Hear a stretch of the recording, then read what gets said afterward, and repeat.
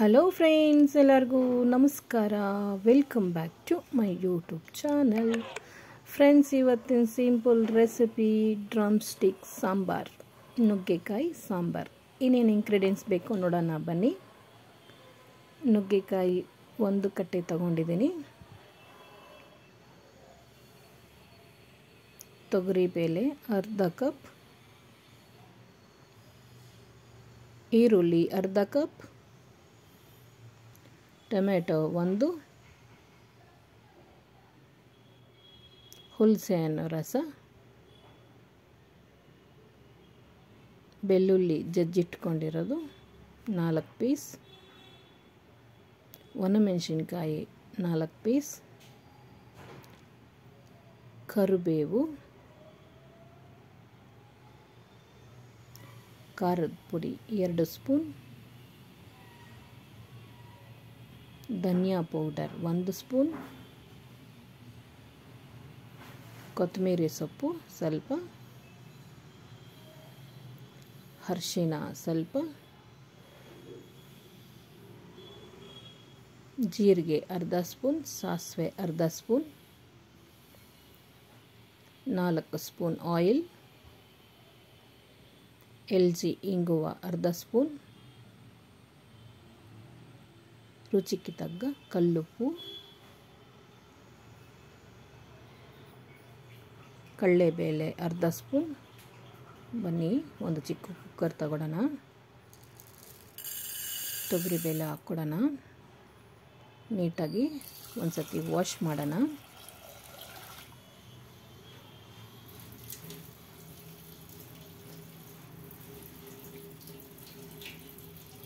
Wash ಮಾಡಿದಾಗಿದೆ. ಇವಾಗ ನಾವು ಇದಕ್ಕೆ ಸ್ವಲ್ಪ ನೀರು ಹಾಕ್ಕೊಂಡು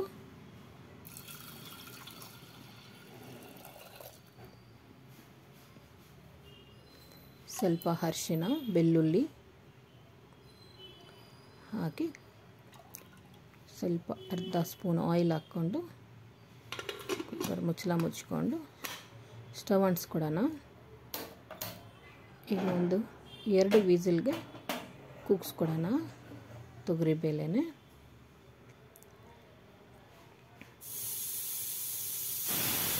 ವಿಸಿಲ್ ಬಂತು ನೋಡಿ, ಈ ಥರ ಬೆಂದಿದೆ. ಇವಾಗ ಒಂದು ಕೋಲ್ ತಗೊಂಡು ಚೆನ್ನಾಗಿ ಸ್ಮ್ಯಾಶ್ ಮಾಡ್ಕೊಡೋಣ.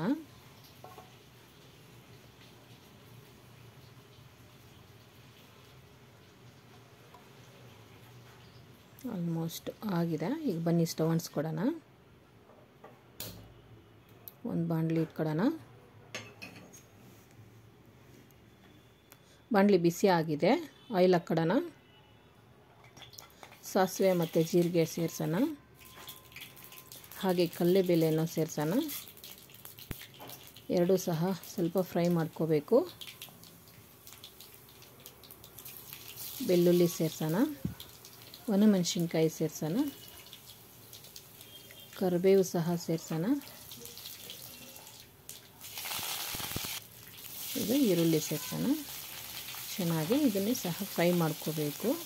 ಈಗ ನಮ್ಮ ನುಗ್ಗೆಕಾಯಿ ಕಟ್ ಮಾಡಿಟ್ಕೊಂಡಿರೋದು ಹಾಕ್ಕೋಬೇಕು.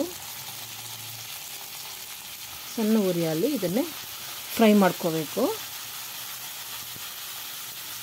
ಹಸಿ ವಾಸನೆ ಹೋಗ್ಬಿಟ್ಟು ಗಮ್ಮಂತ ವಾಸನೆ ಬರುತ್ತೆ. ಸಾಂಬಾರಲ್ಲಿ ನುಗ್ಗೆಕಾಯಿ ತಿನ್ನುವಾಗ ಸೂಪರಾಗಿರುತ್ತೆ ನೋಡಿ. ಈ ರೀತಿ ಫ್ರೈ ಮಾಡ್ಕೋಬೇಕು. ಈಗ ಇದರಲ್ಲಿ ಟೊಮೆಟೊ ಸೇರಿಸೋಣ.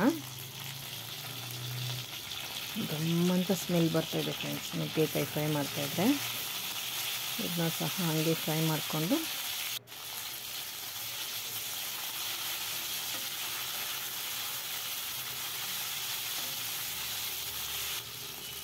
ಈಗ ಇದರಲ್ಲಿ ಎಲ್ಚಿ ಇಂಗುವ ಹಾಕ್ತಾಯಿದ್ದೀನಿ.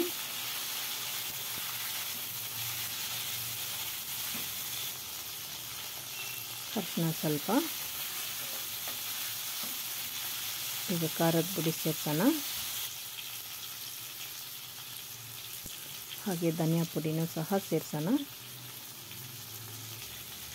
ರುಚಿಗೆ ತಗ್ಗ ಉಪ್ಪನ್ನು ಸಹ ಸೇರಿಸಿ ಚೆನ್ನಾಗಿ ಫ್ರೈ ಮಾಡಿಕೊಂಡು ಸಣ್ಣ ಉರಿಯಲ್ಲೇ ಫ್ರೈ ಮಾಡಬೇಕಿದನ್ನೇ.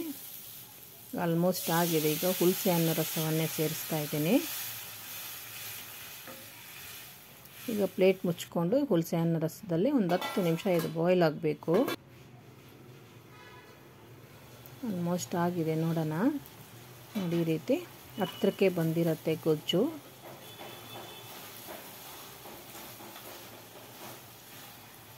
ಒಂದು ಎತ್ಕೊಂಡು ನೋಡೋಣ. ಆಲ್ಮೋಸ್ಟ್ ಆಗಿದೆ. ಈಗ ನಾವು ಸ್ಮ್ಯಾಶ್ ಮಾಡಿದ್ವಲ್ಲ ತೊಗರಿಬೇಳೆ ಹಾಕ್ಕೊಡೋಣ. ನಿಮಗೆ ನೀರಾಗಿ ಸಾಂಬಾರು ಬೇಕು ಅಂದ್ರೆ ಇದು ಈ ರೀತಿ ಮಾಡಿದ್ರೆ ಟೇಸ್ಟಿಯಾಗಿರುತ್ತೆ. ಇನ್ನೂ ಬೇಕಂದರೆ ನೀರು ಸೇರಿಸ್ಕೊಂಡು ಪ್ಲೇಟ್ ಮುಚ್ಚೋಣ.